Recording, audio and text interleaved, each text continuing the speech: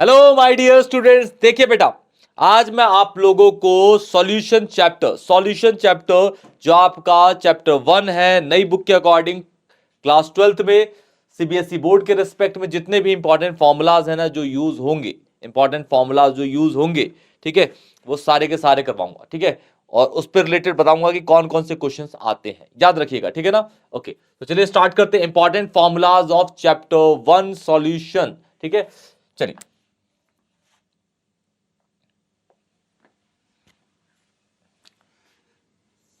Chapter 1 नाम है solution. सबसे पहला पहला फॉर्मूला मोलैरिटी। सारे नहीं कराऊंगा, जो इंपॉर्टेंट है जो आएंगे, ठीक है ना। वही क्या फॉर्मूला होता है भाई मोलैरिटी का? Given mass of solute upon molar mass, जी मास या फिर given mass of solute molar mass उसी सॉल्यूट का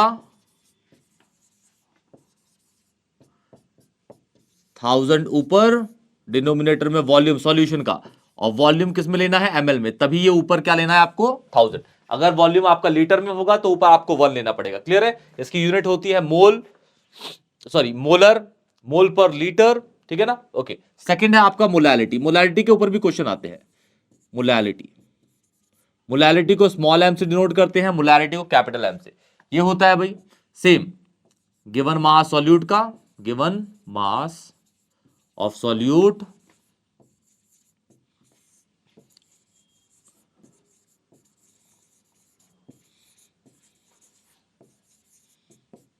one zero zero zero upon W A मतलब गिवन मास सॉल्वेंट का, डब्ल्यू ए मतलब यहां पे जो मास होगा वो गिवन मास सॉल्वेंट का। क्लियर ना। ओके, फिर आपका थर्ड है मोल फ्रैक्शन का, जनरली नहीं पूछा जाता।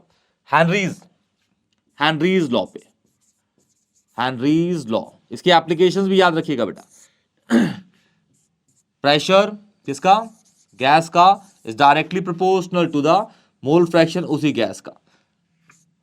प्रेशर गैस का प्रोपोर्शनैलिटी हटा के कांस्टेंट लगाते हैं जो कि है के एच। के एच होता है आपका हेनरीज कांस्टेंट। हर सॉल्यूशन में हर लिक्विड के लिए अलग अलग आपका के होगा। क्लियर ना। के एच अलग अलग, वैल्यूज डिफरेंट होंगी हर सॉल्यूशन के लिए। काई गैस, ठीक है ना। ये आपका फोर्थ हो गया। फिफ्थ, सॉरी थर्ड हो गया। फोर्थ आपका आता है राउल्ट्स लॉ पे। राउल्ट्स लॉ पे क्या फॉर्मूला बनता है भाई? राउल्ट्स लॉ कहता है कि प्रेशर कंपोनेंट ए का इज डायरेक्टली प्रोपोर्शनल उसी के मोल फ्रैक्शन के। आपको पता होना चाहिए भाई कि जो ये होता है ना Henry's law, Henry's law basically special case है किसका? राउल्ट्स लॉ का, ठीक है ना। ये एक तरह का स्पेशल केस है, special case of Raoult's law. Raoult's law क्या लिख देते हैं? राउल्ट्स लॉ की बात हो रही है।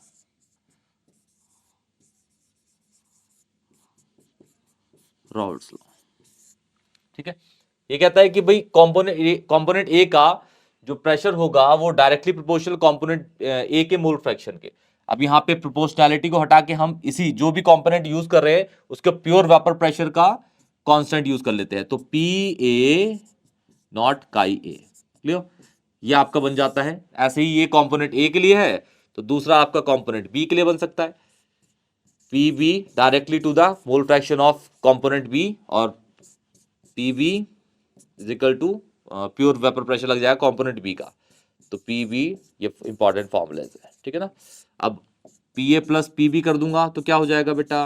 P A plus P B is equal to P T. P T is total pressure. अब पी ए की वैल्यू क्या है? ये है पी ए नॉट काई ए प्लस पी बी नॉट काई बी।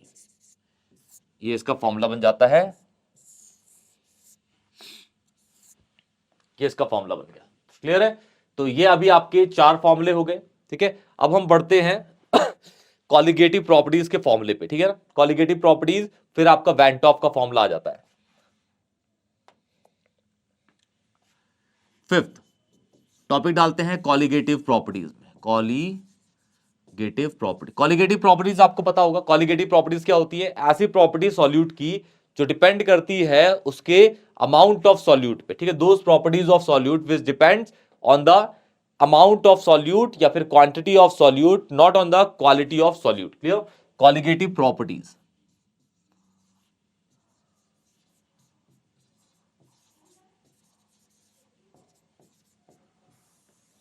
इसमें ए पहला आता है RLVP, तो उसे बोलते हैं relative lowering of vapour pressure, relative lowering of vapour pressure.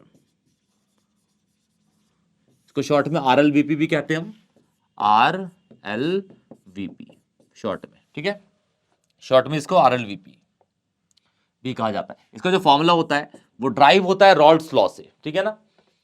Formula लिख देता हूं सीधा मैं, PA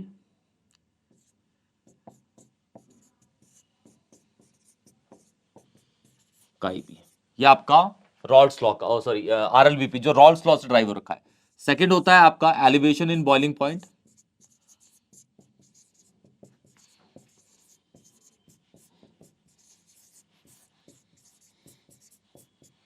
इसको डिनोट करते हैं डेल्टा TB से।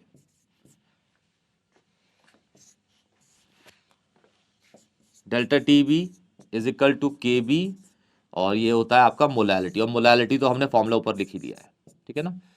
अच्छा, जो डेल्टा TB है यहाँ पे वो होता है TB माइनस TB नॉट, ठीक है। मतलब ये प्योर का है, नॉट है तो, और ये आपका जब ये सॉल्यूशन का होता है। C आपका है डिप्रेशन इन फ्रीजिंग पॉइंट,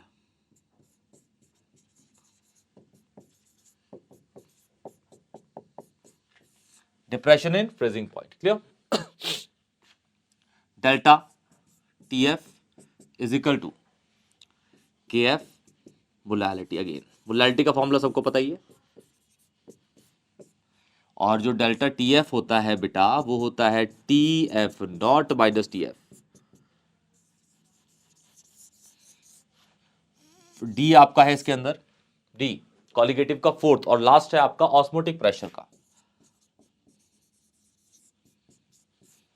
इसके अंदर ना एक चीज है, वो ध्यान से सुनिएगा, इसको पाई से डिनोट करते हैं, तो ये pi is equal to CRT होता है, ठीक है। इसके अंदर अगर आप C को देखें तो पाई इज इक्वल टू N/V/RT होता है, ठीक है। यहाँ पे जो वॉल्यूम है ना वो हमेशा आप किस में लेना है? लीटर में, इसको याद रखिएगा। वॉल्यूम हमेशा लीटर में, क्योंकि ये थोड़े एक्सेस वॉल्यूम के लिए ही ऑस्मोसिस काम करेगा, हल्के छोटे से वॉल्यूम के लिए नहीं करता। क्लियर? तो इसके अंदर ये वॉल्यूम जो V है वो volume always in litre. Clear? अच्छा, ये जो पूरा का पूरा हमने पढ़ा ना बेटा, ये पूरा का पूरा हमने पढ़ा है जिसमें ऐसे ऐसे सॉल्यूट्स की बात है अभी तक तो जो पढ़ा है, ऐसे सॉल्यूट जो नॉन इलेक्ट्रोलाइटिक है, मतलब जिसमें अगर आप पानी डालेंगे, नॉन इलेक्ट्रोलाइटिक सॉल्यूट्स के लिए है, जिसमें अगर आप पानी डालेंगे ना बेटा, जिसमें अगर आप पानी डाला आपने तो वो आयंस में डिसोसिएट नहीं होगा, ठीक है। डिसोसिएट नहीं होगा तभी तो इसमें वेंट ऑफ आया, नहीं तो वेंट ऑफ आ जाता है। जिस ऐसे सॉल्यूट्स जिसमें जो आयनिक होते हैं, तो अगर आयनिक होता तो इन जगह पे जिस साइड में आपका कॉन्सेंट्रेशन है ना, ये मोल फ्रैक्शन इज कॉन्सेंट्रेशन, तो आपका यहां पे आई आ जाता, इसमें यहां पे आई आ जाता वेंट ऑफ, इसमें यहां पे वेंट ऑफ आ जाता, इसमें यहां पे या फिर यहां पे वेंट ऑफ आ जाता, अगर सॉल्यूट क्या होता आपका? इलेक्ट्रोलिटिक। नॉन इलेक्ट्रोलिटिक में आई नहीं आएगा। तो ये सारे आपके फॉर्मूलाज हैं किसके? चैप्टर 1 सॉल्यूशन के। क्लियर बेटा? ऐसे मैंने सारी वीडियोस, सारे लेक्चर अपलोड कर रखे हैं। अगर आपको प्रॉब्लम होती है उसे सर्च करने के लिए तो मुझे आप कमेंट सेक्शन में बताइएगा, मैं सारे वीडियोस के लिंक आप लोगों को सेंड कर दूंगा। क्लियर बेटा? अगर वीडियो अगर अच्छी लगे तो प्लीज चैनल को सब्सक्राइब करिएगा, दोस्तों को शेयर करिएगा, एक प्यारा सा कमेंट करके जाइएगा। तब तक के लिए टेक केयर बेटा।